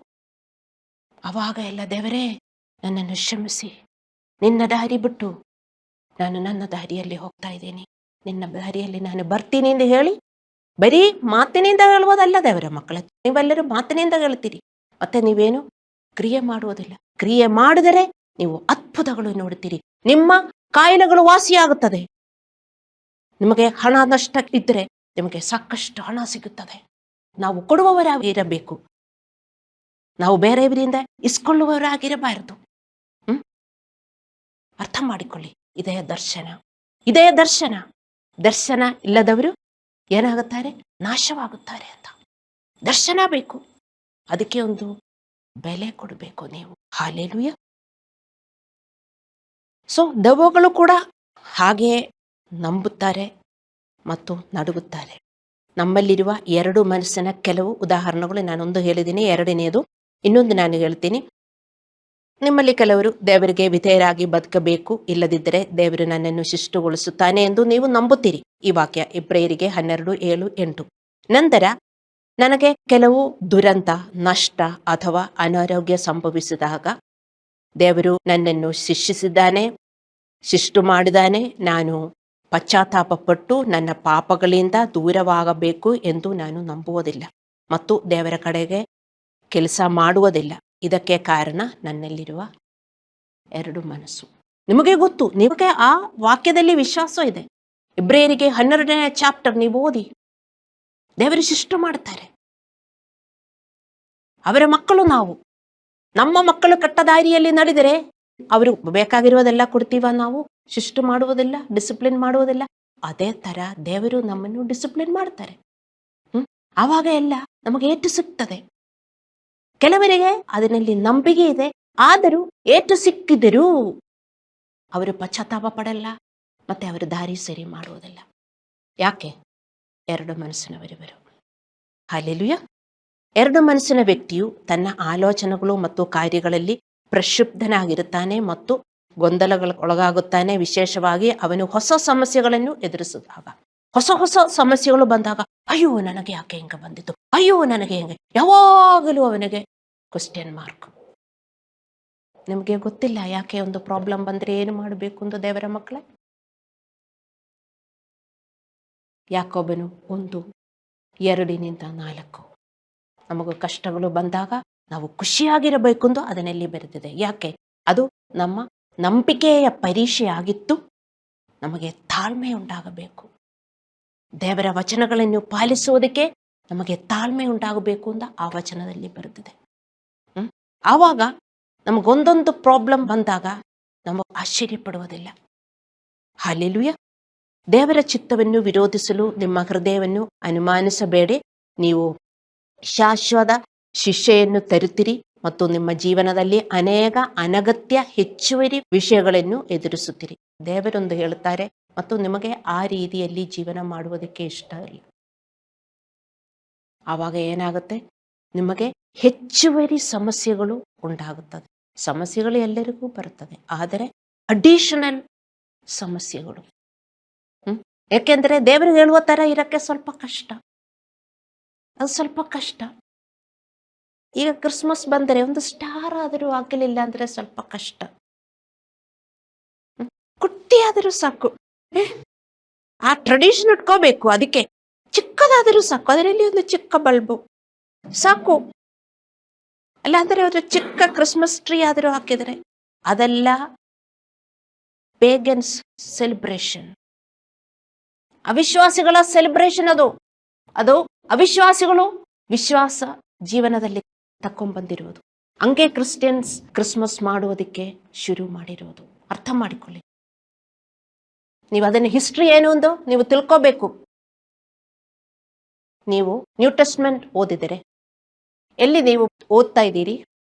ಪೌಲನು ಕ್ರಿಸ್ಮಸ್ ಸೆಲೆಬ್ರೇಟ್ ಮಾಡಿದ್ದಾನೆ, ಬರೆದಿದೆಯಾ? ನ್ಯೂ ಟೆಸ್ಟ್ಮೆಂಟ್ ಓದ್ರಿ, ಅದರಲ್ಲಿ ಒಂದು ವಚನ ಆದರೂ ಇದೆಯಾ?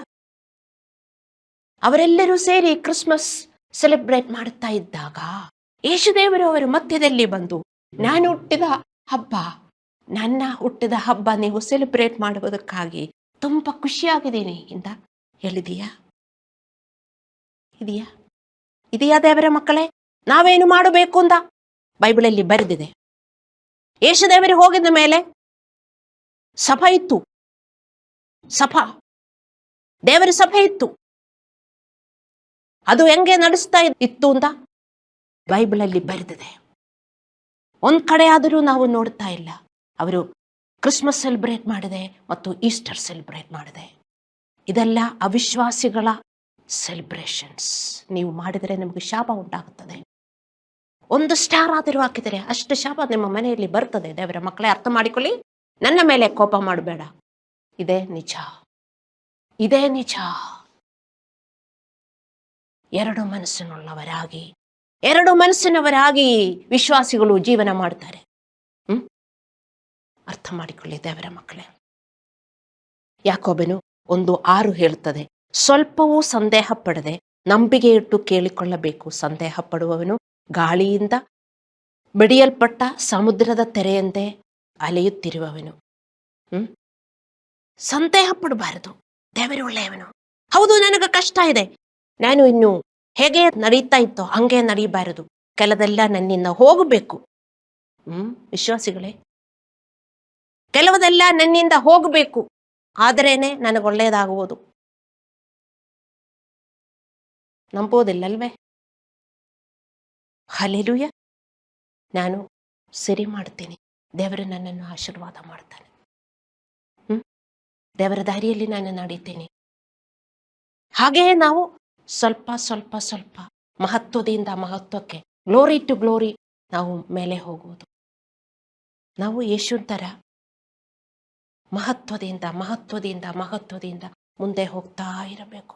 ಒಳ್ಳೆಯವರಾಗಿ ಒಳ್ಳೆಯವರಾಗಿ ಒಳ್ಳೆಯವರಾಗಿ ನಾವು ಮುಂದೆ ಹೋಗ್ತಾ ಇರಬೇಕು. ಹಲ್ಲೆಲೂಯಾ. ಸಂಶಯ ಪಡದ ನಂಬಿಕೆಯುಳ್ಳ ದ್ವಿಮನಸ್ಸಿನ ವಿಶ್ವಾಸಿಗಳು ಸಮುದ್ರದ ಅಲೆಗಳಿಗೆ ಹೋಲಿಸಲಾಗುತ್ತದೆ. ಅಲೆಗಳು ನಿರಂತರವಾಗಿ ಬದಲಾಗುತ್ತಿವೆ. ಅಲೆಗಳು ಒಂದೇ ಸ್ಥಳದಲ್ಲಿ ಉಳಿಯುವುದು ಸಾಧ್ಯವಿಲ್ಲ. ಎರಡು ಮನಸ್ಸಿನ ವಿಶ್ವಾಸಿಗಳ ನಂಬಿಕೆಯು ಹೀಗಿದೆ. ಇವತ್ತೊಂದು ಹೇಳುತ್ತಾರೆ, ನಾಳೆ ಇನ್ನೊಂದು ಹೇಳುತ್ತಾರೆ. ಇವತ್ತೊಂದಿನಲ್ಲಿ ಅವರು ನಂಬ್ತಾರೆ, ನಾಳೆ ಇನ್ನೊಂದಿನಲ್ಲಿ ನಂಬುತ್ತಾರೆ. ಇದೇ ಎರಡು ಮನಸ್ಸಿನುಳ್ಳ ವಿಶ್ವಾಸಿಗಳು. ಅವರು ಅಲೆಗಳಂತೆ. ಸಮುದ್ರದಲ್ಲಿ ಹೇಗೆ ಅಲೆಗಳು ಒಂದೇ ಕಡೆ ನಿಲ್ಲುತ್ತದಾ? ಇಲ್ಲ, ಎಂದೂ ಒಂದೇ ಕಡೆ ನಿಲ್ಲಲ್ಲ. ಗಾಳಿ ಹಂಗೆ ಬರ್ತಾ ಇರ್ತದೆ ಅಲ್ಲವೇ? ಗಾಳಿ ಇಲ್ಲದೆ ಸಮುದ್ರ ಇದೆಯಾ? ನೀವು ಹೋಗಿ ಸಮುದ್ರದಲ್ಲಿ, ಅಲೆಗಳು ಹಂಗೆ ಯಾವಾಗಲೂ ಹಿಂಗೆ ಹೋಗ್ತಾ. ಅದೇ ತರ ಅನುಮಾನಗಳು ನಮಗೆ ಬಂದೇ ಬರ್ತದೆ. ಅದೇ ಗಾಳಿ ಅನುಮಾನಗಳು ನಮಗೆ ಬಂದೇ ಬರ್ತದೆ. ಆವಾಗ ಎಲ್ಲ ನಿಮಗೆ ವಚನ ಇರಬೇಕು. ಏನು ಅನುಮಾನ ಬರ್ತದೆ ಅದಕ್ಕೆ ಆಪೋಸಿಟ್ ಆಗಿ ನೀವು ವಚನ ಧ್ಯಾನಿಸಬೇಕು. ಆವಾಗ ನಿಮ್ಮ ಹೃದಯ ಸ್ಟಡಿ ಆಗುತ್ತದೆ. ವಚನ ಇಲ್ಲದಿದ್ದರೆ ವಿಶ್ವಾಸಿಗಳ ಹೃದಯ ಅಲಗಾಡುತ್ತಾ ಇರುತ್ತದೆ. ಸಮುದ್ರದ ಅಲೆಗಳಂತೆ ಅಲಗಾಡುತ್ತಾ ಇರುತ್ತದೆ. ಅವರಿಗೆ ಈ ವಚನ ಏನು ಅರ್ಥವಾಗುವುದಿಲ್ಲ. ಹಲ್ಲೆಲೂಯಾ. ಎರಡು ಮನಸ್ಸಿನ ವಿಶ್ವಾಸಿಗಳ ನಂಬಿಕೆ ಸಮುದ್ರದ ತೆರೆಯಂತೆ ಅಲೆಯುತ್ತಿರುವುದು. ಎರಡು ಮನಸ್ಸಿನ ವಿಶ್ವಾಸಿಯು ದೇವರ ವಾಕ್ಯಗಳನ್ನು ಸ್ವಇಚ್ಛೆಯಿಂದ ಸ್ವೀಕರಿಸುತ್ತಾರೆ. ಕೆಲವರು ಅವನು ಅವುಗಳನ್ನು ಕಾರ್ಯರೂಪಕ್ಕೆ ತರುವುದಿಲ್ಲ. ಅವರು ಎದುರಿಸುವ ಪ್ರತಿಯೊಂದು ಪ್ರಲೋಭನೆಯಲ್ಲಿ ಅವರು ಬೀಳುತ್ತಾರೆ. ಅದು ಅವನ ಎರಡ ಮನಸ್ಸು ಮತ್ತು ಕಠಿಣ ಹೃದಯ. ಏನು ದೇವರು ಹೇಳಿದರು? ಪ್ರಲೋಭನೆಗಳಲ್ಲಿ ಬೀಳದಂತೆ ಎಚ್ಚರವಾಗಿತ್ತು ಪ್ರಾರ್ಥಿಸಿ ಎಂದು ದೇವರು ನಮಗೆ ಆಜ್ಞೆ ಕೊಟ್ಟಿದ್ದಾರೆ ಅಲ್ಲವೇ? ನಾವು ಪ್ರಲೋಭನೆಗಳು ಬಂದೇ ಬರ್ತದೆ. ಬೆಳಗ್ಗೆ ಎದ್ದ ತಕ್ಷಣ ನಾವು ಮತ್ತೆ ಮಲ್ಗಕ್ಕೆ ಹೋಗುವ ತನಕ ಎಷ್ಟೊಂದು ಪ್ರಲೋಭನೆಗಳು ಬರ್ತದೆ. ಕೋಪಿಸುವುದಕ್ಕೆ, ಜಗಳ ಮಾಡುವುದಕ್ಕೆ ಏನೇನು ಪ್ರಲೋಭನೆಗಳು ಬರ್ತದೆ. ಅದನ್ನೆಲ್ಲಿ ಬೀಳಬಾರದು ಅಂತ ಒಂದು ವಿಶ್ವಾಸಿಗೆ ನಂಬಿಕೆ ಇದ್ದರೆ ಅವನು ಪ್ರಾರ್ಥಿಸುತ್ತಾನೆ. ಅದಕ್ಕೆ ಬೈಬಲ್ ಹೇಳ್ತದೆ, ಯಾವಾಗಲೂ ನಾವು ಪ್ರಾರ್ಥಿಸಬೇಕು. ಯಾವಾಗಲೂ ನಾವು ಪ್ರಾರ್ಥಿಸಲಿಲ್ಲದಿದ್ದರೆ ನಮಗೆ ಸೆಲ್ಫ್ ಕಂಟ್ರೋಲ್ ಸಿಗುವುದಿಲ್ಲ. ಒಂದೇ ಮನಸ್ಸಿನ ಮನುಷ್ಯನಾಗಿದ್ದರೆ, ಒಂದೇ ಮನಸ್ಸಿನ ವಿಶ್ವಾಸಿಯಾಗಿದ್ದರೆ ಆ ಪ್ರಾರ್ಥನೆ ಇರ್ತದೆ ದೇವರ ಮಕ್ಕಳೇ. ಇಲ್ಲದಿದ್ದರೆ ನಮಗೆ ಯಾರಿಗೂ ಸೆಲ್ಫ್ ಕಂಟ್ರೋಲ್ ಸಿಗುವುದಿಲ್ಲ. ಜೂಡಸ್ ನಿಮಗೆ ಗೊತ್ತು, ಯೇಸುವಿನ ದ್ವಿಮನಸ್ಸಿನ ಶಿಷ್ಯನು. ಯಾಕೆಂದರೆ ಯೇಸುದೇವರ ಹತ್ರ ಇದ್ರು 12 ಜನರನ್ನು ಯೇಸುದೇವನು ಆರಿಸಿಕೊಂಡಿದ್ದಾರೆ ಅಲ್ಲವೇ? 12 ಶಿಷ್ಯರನ್ನು. ಅದರಲ್ಲಿ ಒಬ್ಬನು ಏನು ಮಾಡಿದಾನೆ? ಯೇಸುವನ್ನು ದ್ರೋಹ ಮಾಡಿ ಹೋಗ್ಬಿಟ್ಟಿದ್ದಾನೆ. ಯಾಕೆ? ಇದೇ ತರ ವಿಶ್ವಾಸಿಗಳು ಯೇಸುವಿನ ಜೊತೆ ಇರ್ತಾರೆ, ಆಮೇಲೆ ಯೇಸುವಿಗೆ ದ್ರೋಹ ಮಾಡಿ ಹೋಗ್ತಾರೆ. ಹೇಗೆ ದ್ರೋಹ ಮಾಡುವುದು? ಯೇಸುವಿನ ಕೊಂದುಬಿಟ್ಟು ಯೇಸುವಿನ ಹುಟ್ಟಿದಬ್ಬ ಸೆಲೆಬ್ರೇಟ್ ಮಾಡುವುದು. ಯೇಸುವಿನ ಒಳಗೆ ಕೊಂದುಬಿಟ್ಟು ಯೇಸುವಿನ ಹುಟ್ಟಿದಬ್ಬ ಸಾಯುವ ತನಕ ಮಾಡುವುದು ಅಲ್ಲವೇ? ಯೋಚಿಸಿ, ನೀವೇ ಯೋಚಿಸಿ. ದೇವರು ಹೇಳುವುದೇನು ಪಾಲಿಸುವುದಿಲ್ಲ. ಜೂಡಸ್ಸಿಗೂ ಅದೇ ಆಯಿತು. ಜೂಡಸ್ಸು ಯೇಸುವಿನ ದ್ವಿಮನಸ್ಸಿನ ಶಿಷ್ಯನಾಗಿತ್ತು. ಏಕೆಂದರೆ ಅವನು ಸಹ ಯೇಸುವಿನ ಬೋಧನೆಗಳನ್ನು ಆಚರಣೆಗೆ ತರಲಿಲ್ಲ. ಅವನು ಹಾಗೆ ಯೇಸುವಿಗೆ ದ್ರೋಹ ಮಾಡಿದನು. ಯಾಕೋಬನು 1:22 ಹೇಳುತ್ತದೆ, ನೀವು ವಾಕ್ಯದ ಪ್ರಕಾರ ನಡೆಯುವವರಾಗಿರ್ರಿ, ಅದನ್ನು ಕೇಳುವವರು ಮಾತ್ರವೇ ಆಗಿದ್ದು ನಿಮ್ಮನ್ನು ನೀವೇ ಮೋಸಗೊಳಿಸಬೇಡ್ರಿ. ನಿಮ್ಮನ್ನು ನೀವೇ ಮೋಸಗೊಳಿಸಬೇಡ್ರಿ. ವಚನ ಓದ್ರಿ, ಅದು ಏನು ಹೇಳುತ್ತದೋ ಅದೇ ತರ ನೀವು ಪಾಲಿಸ್ರಿ. ಅಲ್ಲಾಂದ್ರೆ ನಿಮಗೆ ಪಾಸ್ಟರ್ಸು ಏನು ಬೋಧನೆ ಕೊಡ್ತಾರೋ ಅದನ್ನು ಒಂದು ಕಿವಿಯಿಂದ ಕೇಳಿಸ್ಬಿಟ್ಟು ಇನ್ನೊಂದು ಕಿವಿಯಿಂದ ತೆಗೆದು ಹಾಕುವುದಲ್ಲ. ಅದೇ ತರ ನೀವು ಪಾಲಿಸಲಿಲ್ಲದಿದ್ದರೆ ನೀವು ನಿಮ್ಮನ್ನು ಮೋಸ ಮಾಡುತ್ತೀರಿ ಅಂತ ಅರ್ಥ ಮಾಡಿಕೊಳ್ಳಿ ದೇವರ ಮಕ್ಕಳು. ಇದೇ ಆಯ್ತು ಜೂಡಸಿಗೆ. ಯೇಸುವಿನ ಮೋಸ ಮಾಡಿ ಯೇಸುವಿನಿಂದ ಹೋಗಿಬಿಟ್ಟಿದ್ದಾನೆ. ಅದೇ ತರ ವಿಶ್ವಾಸಿಗಳು ಚರ್ಚಲ್ಲಿ ಬರ್ತಾರೆ, ಅವರು ಯೇಸುವಿನ ಮೋಸ ಮಾಡಿಕೊಂಡೇ ಇರುವರು. ಯಾರು ಮೋಸ ಮಾಡುವುದು ದೇವರ ಮಕ್ಕಳೇ ಹೇಳಿ? ದೇವರು ಹೇಳುವ ಪ್ರಕಾರ ನಡೆಯದವರು. ದ್ವಂದ್ವ ಮನಸ್ಸಿನ ವಿಶ್ವಾಸಿಗಳು ದೇವರು ತನ್ನ ಆಲೋಚನೆಯಲ್ಲಿ ಇರುವುದಿಲ್ಲ. ಅದಕ್ಕಾಗಿಯೇ ಅವರು ತನ್ನ ಆಲೋಚನೆಗಳು ಮತ್ತು ಕಾರ್ಯಗಳಲ್ಲಿ ಸ್ವಯಂ ನಿಯಂತ್ರಣವಿಲ್ಲದೆ ಬದುಕಲು ಕಾರಣ. ಅವರ ಆಲೋಚನೆಯಲ್ಲಿ ಇಲ್ಲ, ಅವರಿಗೆ ದೇವರ ಭಯ ಇಲ್ಲ. ದೇವರ ಭಯ ಅಂದರೆ ಏನು ದೇವರ ಮಕ್ಕಳೇ? ಬರೀ ಚರ್ಚ್ ಹೋಗುವುದು, ಬೈಬಲ್ ಓದುವುದು, ಧ್ಯಾನ ಮಾಡುವುದು ಅಲ್ಲ. ಪ್ರಲೋಭನೆಗಳಲ್ಲಿ ಬೀಳದಂತೆ ನಾವು ಸೆಲ್ಫ್ ಕಂಟ್ರೋಲ್ ಮಾಡಿ ದೇವರ ಥರ ಬೆಳೆಯುವುದೇ ದೇವರ ಭಯದಿಂದ ಜೀವನ ಮಾಡುವುದು. ದೇವರ ಭಯ ಬೇಕು. ದೇವರು ನಮ್ಮನ್ನು ಶಿಕ್ಷೆ ಮಾಡುತ್ತಾನೆ, ನಮ್ಮನ್ನು ಡಿಸಿಪ್ಲಿನ್ ಮಾಡ್ತಾರೆ. ನಾನು ನನ್ನ ದಾರಿಯಲ್ಲಿ ನಡೆದರೆ ನನಗೆ ದೇವರ ಡಿಸಿಪ್ಲಿನ್ ಮಾಡುತ್ತಾನೆ ಎಂದು ದೇವರ ಮಕ್ಕಳೇ ನಿಮಗೆ ಅರ್ಥವಾಗಬೇಕು. ಅದೇ ದೇವರ ಭಯ. ಬರೀ ಚರ್ಚ್ ಹೋಗುವುದು, ಬರೀ ಪ್ರಾರ್ಥನೆ ಮಾಡುವುದು, ಬೈಬಲ್ ಓದುವುದಲ್ಲ ದೇವರ ಭಯ. ನಾನು ಅವನನ್ನು ಪಾಲಿಸಲಿಲ್ಲದಿದ್ದರೆ, ಒಂದು ಮಗುಗೆ ತಂದೆ ಮೇಲೆ ಭಯ ಇಲ್ಲದಿದ್ದರೆ ಹೇಗೆ ಜೀವನ ಮಾಡುವುದು? ನೋಡು, ತಂದೆ ಏನು ಭಯನೇ ಇಲ್ಲ.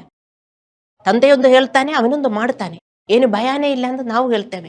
ಅದೇ ತರ ವಿಶ್ವಾಸಿಗಳು ದೇವರೊಂದು ಹೇಳ್ತಾ ಇದ್ದಾರೆ, ಆದರೆ ವಿಶ್ವಾಸಿಗಳು ಅದು ಪಾಲಿಸುವುದಿಲ್ಲದಿದ್ದರೆ ಅವರಿಗೆ ದೇವರ ಭಯ ಇಲ್ಲ ಅಂತ ಅರ್ಥ. ಯಾಕೋಬನು 1 ಹೇಳುತ್ತದೆ, ಅಂತಹ ಜನರು ದೇವರಿಂದ ಏನನ್ನು ಪಡೆಯುತ್ತಾರೆ ಎಂದು ಭಾವಿಸಬಾರದು. ವಿಶ್ವಾಸಿಗಳು 2 ಮನಸ್ಸಿನವರಾಗಿರಲು ಕೆಲವು ಕಾರಣಗಳಿವೆ. ಒಂದು ಕಾರಣ ಏನೆಂದರೆ ಅವರು ವಿನಮ್ರ ವಿಶ್ವಾಸಿಗಳೊಂದಿಗೆ ಸಹವಾಸ ಮಾಡುವುದಿಲ್ಲ. ಅದು ದೇವರ ಆಜ್ಞೆ ಆಗಿದ್ರೂ ಸಹ. ರೋಮಪುರದವರಿಗೆ 12:16 ಹೇಳುತ್ತದೆ, ದೀನರ ಸಂಗಡ ಬೆಳಿಗ್ಗೆ ಆಗಿರ್ರಿ, ನಿಮ್ಮನ್ನು ನೀವೇ ಬುದ್ಧಿವಂತರೆಂದು ಎನ್ನಿಸಿಕೊಳ್ಳಬೇಡ್ರಿ. ಎಷ್ಟು ಸ್ಪಷ್ಟವಾಗಿ ಹೇಳ್ತಾ ಇದೆ. ನಿಮ್ಮ ಬಗ್ಗೆನೇ ಬರೆದಿರುವುದು. ಇದು ನಾನು ಓದಿದರೆ ಕೆಲವರಿಗೆಲ್ಲ ಅಫೆನ್ಸ್ ಆಗುತ್ತದೆ. ನಿಮ್ಮನ್ನು ನೀವೇ ಬುದ್ಧಿವಂತರೆಂದು ಎನ್ನಿಸಿಕೊಳ್ಳಬೇಡ್ರಿ, ದೀನರ ಸಂಗಡ ಸಹವಾಸ ಮಾಡಿಕೊಳ್ಳ್ರಿ. ಯಾರು ದೀನರು? ನೀವು ಅರ್ಥ ಮಾಡಿಕೋಬೇಕು. ಚರ್ಚಲ್ಲಿ ಒಂದು ಗ್ರೂಪ್, ದೀನರ ಗ್ರೂಪ್ ಇರ್ತದೆ. ಪಾಸ್ಟರ್ಸ್ ಇರ್ತಾರೆ, ಅವರ ಜೊತೆ ಸ್ವಲ್ಪ ಜನ ಇರ್ತಾರೆ ಪಾಸ್ಟರ್ ಜೊತೆ ನಿಂತ್ಕೊಂಡು ಕೆಲಸ ಮಾಡುವವರು. ಚರ್ಚಲ್ಲಿ ನೀವು ಅರ್ಥ ಮಾಡ್ಕೋಬೇಕು ಯಾರು ದೀನರು ಅಂತ. ದೀನರು ಅಂದರೆ ಅವರು ದೇವರ ವಾಕ್ಯಗಳು ಪಾಲಿಸಿ ಮುಂದೆ ಹೋಗ್ತಾರೆ, ಅವರು ಚೇಂಜ್ ಆಗ್ತಾ ಇರ್ತಾರೆ, ಅವರು ದೇವರ ತರ ಬದಲಾವಣೆ ಆಗ್ತಾ ಇರ್ತಾರೆ. ಅವರ ಸಂಗಡ ನೀವು ಸಹವಾಸ ಮಾಡಲಿಲ್ಲದಿದ್ದರೆ ನಿಮ್ಮ ಕಠಿಣ ಹೃದಯ ಎಂದೂ ಮುರಿದೋಗುವುದಿಲ್ಲ. ಮತ್ತೆ ನಿಮ್ಮ ಆಧ್ಯಾತ್ಮಿಕ ಜೀವನವನ್ನು ನೀವು ಏಕಾಂಗಿಯಾಗಿ ಬದುಕಬಹುದು ಎಂದು ಯೋಚಿಸಬಾರದು. ದೇವರ ಮಕ್ಕಳ ತುಂಬಾ ವಿಶ್ವಾಸಿಗಳು ನಾನು ನೋಡ್ತೀನಿ, ಅವರು ಚರ್ಚ್ ಹೋಗ್ತಾರೆ ಬರ್ತಾರೆ, ಚರ್ಚ್ ಹೋಗ್ತಾರೆ ಬರ್ತಾರೆ, ಏನು ಫೆಲೋಶಿಪ್ ಇಲ್ಲ. ಇನ್ನೊಂದು ಮೀಟಿಂಗ್ ಇದ್ರೆ ಅದಕ್ಕೆ ಬರುವುದಿಲ್ಲ. ಒಂದು ಕುರಿ ಹೆಂಗೆ ಇರಬೇಕು, ಆ ಫ್ಲಾಕಲ್ಲಿ ಆ ಗ್ರೂಪಲ್ಲೇ ಇರಬೇಕು. ಕುರಿ ಒಂದೇ ಕುರಿಯಾಗಿ ಹೋಗಿದರೆ ವುಲ್ಫ್ ಬಂದು ತಿಂದ್ಬಿಡ್ತದೆ. ಅದೇ ತರ ಒಬ್ಬ ವಿಶ್ವಾಸಿಯು ಫೆಲೋಶಿಪ್ ಇಲ್ಲದೆ ಜೀವನ ಮಾಡಿದರೆ ನೀವು ಸಾಯ್ತೀರಿ. ಫೆಲೋಶಿಪ್ ಬೇಕು, ದೀನರ ಸಂಕಟ ನಿಮಗೆ ಫೆಲೋಶಿಪ್ ಬೇಕು. ಹಲ್ಲೆಲೂಯಾ. ಅದೇ ನೀವು ಎಫೆಸದವರಿಗೆ 4:11-16 ಹೇಳುವಂತೆ ದೇವರು ನೇಮಿಸಿದ ನಾಯಕ ಮತ್ತು ಚರ್ಚಿನೊಂದಿಗೆ ಐಕ್ಯತೆಯಿಂದ ಜೀವಿಸಿದಾಗ ಮತ್ತು ಅವರೊಂದಿಗೆ ಉತ್ತಮ ನಿರಂತರ ಒಡನಾಟವನ್ನು ಹೊಂದಿರುವಾಗ ನೀವು ಎಂದಿಗೂ ಶಿಶು ಕ್ರಿಶ್ಚಿಯನಾಗಿ ಉಳಿಯುವುದಿಲ್ಲ. ನೀವು ಬೆಳೆಯುತ್ತೀರಿ ಮತ್ತು ಪ್ರಬುದ್ಧರಾಗುತ್ತೀರಿ. ನೀವು ಓದಬೇಕು ಇವತ್ತು ಮನೆ ಹೋಗಿ ಎಫೆಸದವರಿಗೆ 4:11-16 ತನಕ ವಾಕ್ಯ ನೀವು ಓದಬೇಕು. ದೇವರು ತನ್ನ ನಾಯಕನನ್ನು ಅಪಾಯಿಂಟ್ ಮಾಡವರೇ ಪಾಸ್ಟರ್ಸ್ ಅಪಾಯಿಂಟ್ ಮಾಡಿದ್ದಾರೆ. ಅವರೆಲ್ಲರೂ ಒಂದು ಕೂಟ ಇರ್ತದೆ, ಅವರೆಲ್ಲರೂ ಒಟ್ಟಿಗೆ ಇರ್ತಾರೆ, ಒಬ್ರಿಗೊಬ್ಬರು ಅವರ ಕನೆಕ್ಷನ್ ಇದೆ. ಏನೇ ಕನೆಕ್ಷನ್? ನಾವು ಒಂದು ಬೋಡಿ ತರ ನೋಡಿ, ಒಂದು ಬೋಡಿಯಲ್ಲಿ ನಾವೆಲ್ಲರೂ ಎಲ್ಲ ಪಾರ್ಟ್ಸು ಕೈಯು ಕಾಲು ಎಲ್ಲ ಸೇರಿದೆ ಬೋಡಿ, ಅದೆಲ್ಲ ಹಂಗೆ ಕನೆಕ್ಟೆಡ್ ಆಗಿ ಇರಬೇಕು. ಆದರೇನೆ ಬೋಡಿ ವರ್ಕ್ ಆಗುವುದು ಅಲ್ಲವೇ? ಪೌಲನು ರೋಮಪುರದವರಿಗೆ ಬರೆದ ಪತ್ರದಲ್ಲಿ 12ನೇ ಚಾಪ್ಟರಲ್ಲಿ ಬರೆದಿದೆ, ಚರ್ಚ್ ಅಂದರೆ ನಮ್ಮ ದೇಹ ತರ. ನೀವು ಒಂದು ದೇಹ ನೋಡಿದರೆ ಒಂದೊಂದು ಪಾರ್ಟ್ಸ್ ಇದೆ, ಅದೆಲ್ಲ ಯಾವಾಗಲೂ ಜಾಯಿನ್ ಆಗಿ ಇರ್ತದೆ. ಅದೇ ತರ ವಿಶ್ವಾಸಿಗಳು ಜಾಯಿನ್ಡ್ ಆಗಿ ಇರಬೇಕು, ಆದರೆ ಮಾತ್ರ ಚರ್ಚ್ ಆಗಿ ನಡೆಯುವುದು. ನೀವು ಹಂಗೆ ನಿಮಗೆ ಕನೆಕ್ಷನ್ ಇಲ್ಲದಿದ್ದರೆ ನೀವು ಹೇಗಾಗಿ ಹಂಗೆ ಜೀವನ ಮಾಡ್ತೀರಿ? ನೀವೆಂದೂ ದೇವರಲ್ಲಿ ಬೆಳೆಯುವುದಿಲ್ಲ. ದೇವರಲ್ಲಿ ಬೆಳೆಯಬೇಕಂದ್ರೆ ಒಂದು ಪಾಸ್ಟರ್ ಜೊತೆ ಕೂಟದಲ್ಲೇ ಇರಬೇಕು.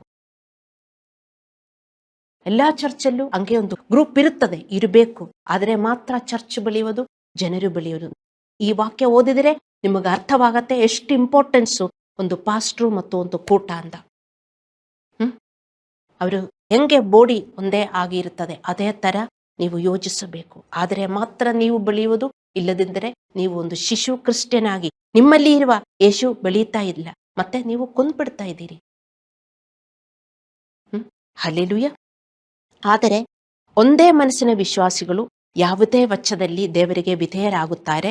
ಅವರು ವಿಶೇಷವಾಗಿ ತನ್ನ ತೊಂದರೆಗಳಲ್ಲಿ ವಿನಮ್ರಗೊಳ್ಳುತ್ತಾರೆ. ಅವರು ಎದುರಿಸುವ ತೊಂದರೆಗಳನ್ನು ದೇವರ ವಾಕ್ಯದಂತೆ ಪಾತ್ರವನ್ನು ಉಂಟು ಮಾಡುವುದಕ್ಕೆ ಅವರು ಸ್ವೀಕರಿಸುತ್ತಾರೆ. ಅವರು ದೇವರಿಂದ ಲಾಭವನ್ನು ಮಾಡಬೇಕು ಎಂದು ಮಾತ್ರ ಯೋಚಿಸುವುದಿಲ್ಲ, ಆದರೆ ಅವರು ದೇವರ ಸೇವೆಯನ್ನು ನಿರಂತರವಾಗಿ ಮಾಡಿ ದೇವರ ರಾಜ್ಯಕ್ಕೆ ಲಾಭವನ್ನು ಗಳಿಸಲು ಕೆಲಸ ಮಾಡುತ್ತಾರೆ. ಇದೇ ಒಂದೇ ಮನಸ್ಸಿನ ಕೂಟ.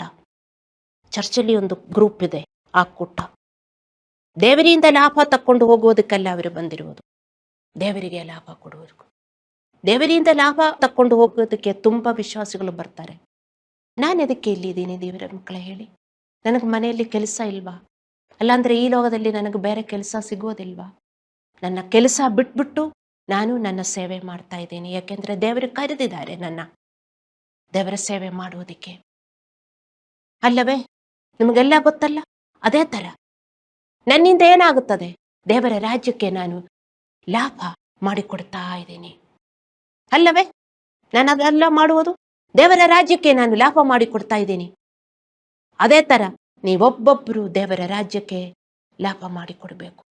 ತುಂಬಾ ವಿಶ್ವಾಸಿಗಳು ಚರ್ಚ್ಗೆ ಬರ್ತಾರೆ, ಅವರು ದೇವರಿಂದ ಲಾಭ ಉಂಟಾಗಬೇಕು ಎಂದು ಮಾತ್ರ, ನನಗೂ ಕೊಡಿ ದೇವರೇ, ನನಗೂ ಕೊಡಿ, ನಾನು ಹೇಳಿದೆಯಲ್ಲ, ಬುಟ್ಟಿ ಹಾಕೊಂಡು ಅವರು ಪ್ರಾರ್ಥನೆ ಮಾಡ್ತಾರೆ.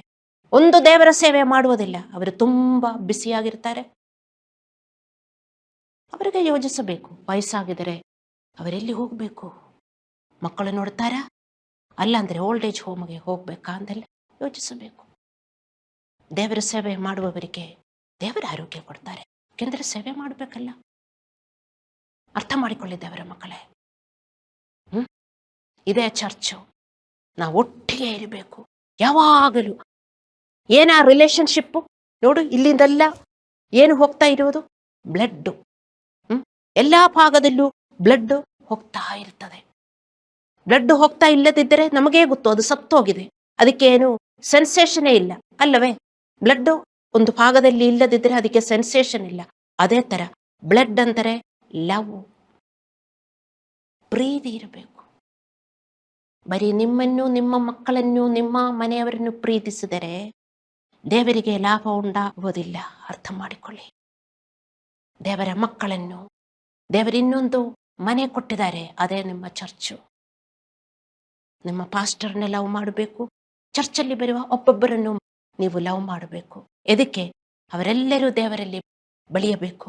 ಅವರೆಲ್ಲರೂ ಯೇಸುವಿನ ತರ ಆಗಬೇಕು. ಅವರೆಲ್ಲ ದೇವರ ಸೇವೆ ಮಾಡಬೇಕು. ಅವರಿಗೆ ಶಕ್ತಿ ಬೇಕು, ಪ್ರಾರ್ಥಿಸಬೇಕು. ಅರ್ಥ ಮಾಡಿಕೊಳ್ಳಿ ದೇವರ ಮಕ್ಕಳೇ. ಒಂದೇ ಮನಸ್ಸಿನ ವಿಶ್ವಾಸಿಗಳು ಇದು ಮಾಡುತ್ತಾರೆ. ಆದರೆ ಎರಡು ಮನಸ್ಸಿನ ವಿಶ್ವಾಸಿಗಳು ದೇವರ ರಾಜ್ಯಕ್ಕೆ ಏನು ಲಾಭ ಮಾಡುವುದಿಲ್ಲ. ಅವರಿಂದ ಚರ್ಚ್ಗೆ ಏನು ಲಾಭ ಇಲ್ಲ. ಅವರು ಒಂಟಂತೂ ಕೊಡುವುದಿಲ್ಲ. ಅದು ದೇವರ ಆಜ್ಞೆ. ನಿಮಗೆ ಸಿಗೋದಲ್ಲಿ ಒಂದು ಭಾಗ ಚರ್ಚ್ಗೆ ಕೊಡಬೇಕು ಅಂತ. ಎರಡು ಮನಸ್ಸಿನುಳ್ಳವರು ಅವರು ಕೊಡುವುದಿಲ್ಲ. ಹಲ್ಲೆಲೂಯಾ. ಸೊ ದೇವರ ರಾಜ್ಯಕ್ಕೆ ನೀವು ನಿಯಮಿತವಾಗಿ ನೀವು ದೇವರ ರಾಜ್ಯಕ್ಕೆ ಸೇವೆ ಮಾಡಬೇಕು.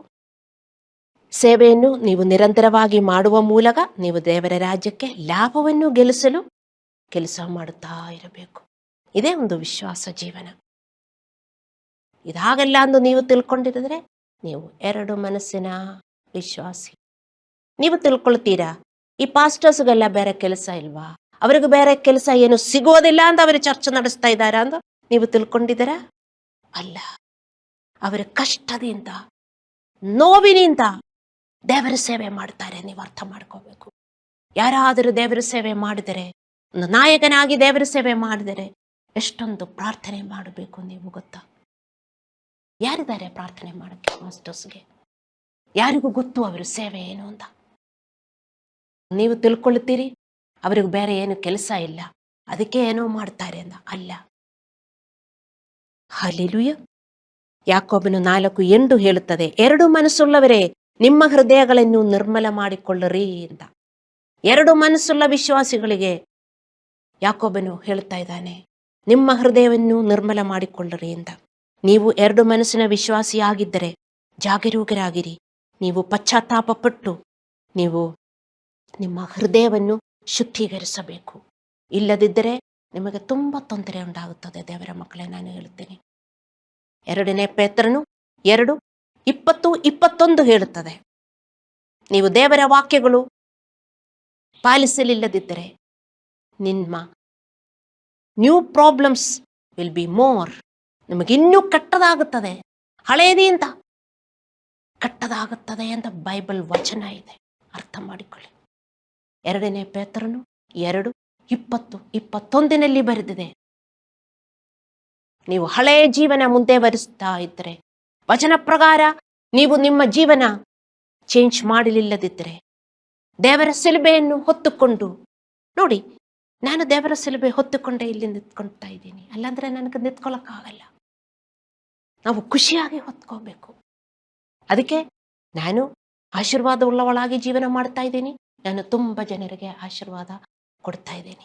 ಅದೇ ಥರ ನೀವೊಬ್ಬೊಬ್ಬರು ಆಗಬೇಕು. ಅದೇ ಜೀವನ, ಅದೇ ಕ್ರಿಶ್ಚಿಯನ್ ಜೀವನ, ಅದೇ ನಿಮಗೆ ವಿಷನ್ ಉಂಟಾಗಬೇಕು. ಹಲ್ಲೆಲೂಯಾ. ಸೊ ನೀವು ಪಶ್ಚಾತ್ತಾಪ ಪಡಬೇಕು, ಹೃದಯವನ್ನು ಶುದ್ಧೀಕರಿಸಬೇಕು.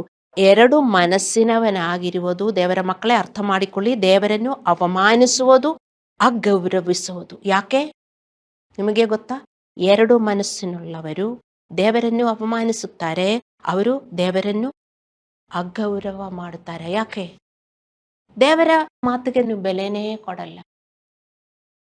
ನೋಡಿ, ಈಗ ನಾನು ನಿಮಗೇನಾದರೂ ಹೇಳಿದರೆ ನೀವು ಅದು ಗಮನಿಸುವುದೇ ಇಲ್ಲ. ಅದಕ್ಕೆ ಅರ್ಥ ಏನು? ನನ್ನ ಮಾತಿಗೆ ನೀವೇನು ಬೆಲೆ ಕೊಡುವುದಿಲ್ಲ ಅಂತ ಅಲ್ಲವೇ? ಅದೇ ಥರ ದೇವರೇನು ಹೇಳುತ್ತಾರೋ ಅದೇ ತರ ನಾವು ವರ್ತಿಸಲಿಲ್ಲದಿದ್ದರೆ ದೇವರ ಮಕ್ಕಳೇ ಅರ್ಥ ಮಾಡಿಕೊಳ್ಳಿ, ನಾವು ದೇವರನ್ನು ಅಪಮಾನಿಸುತ್ತಾ ಇದ್ದೀವಿ. ಅದೇ ಎರಡು ಮನಸ್ಸಿನವರು ಮಾಡುವುದು. ಹಲ್ಲೆಲೂಯಾ. ಎರಡು ಮನಸ್ಸಿನವರಾಗಿ ನಿಮಗೆ ಎಂದಿಗೂ ಶಾಂತಿ ಸಿಗುವುದಿಲ್ಲ ಮತ್ತು ದೇವರು ನಿಮ್ಮ ಪ್ರಾರ್ಥನೆಗೆ ಉತ್ತರ ಕೊಡುವುದಿಲ್ಲ. ಅದರಿಂದ ಇವತ್ತು ನಿಮಗೇ ಗೊತ್ತಾಗಿದ್ದರೆ ನೀವು ಎರಡು ಮನಸ್ಸಿನವರಾಗಿ ಜೀವನ ಮಾಡ್ತಾ ಇದ್ದರೆ ಪಶ್ಚಾತ್ತಾಪಪಟ್ಟು ಒಂದೇ ಮನಸ್ಸಿನುಳ್ಳವರಾಗಿ ಜೀವನ ಮಾಡ್ರಿ. ಅದೇ ಕ್ರಿಶ್ಚಿಯನ್ ಜೀವನ. ಅಲ್ಲಾಂದ್ರೆ ನಿಮಗೆ ನೀವೇ ಶಾಪ ತರುತ್ತೀರಿ, ಬೇರೆ ಯಾರು ಶಾಪ ಮಾಡುವುದಲ್ಲ. ನಾವು ಕಣ್ಣುಗಳನ್ನು ಮುಚ್ಚಿ ಪ್ರಾರ್ಥನೆ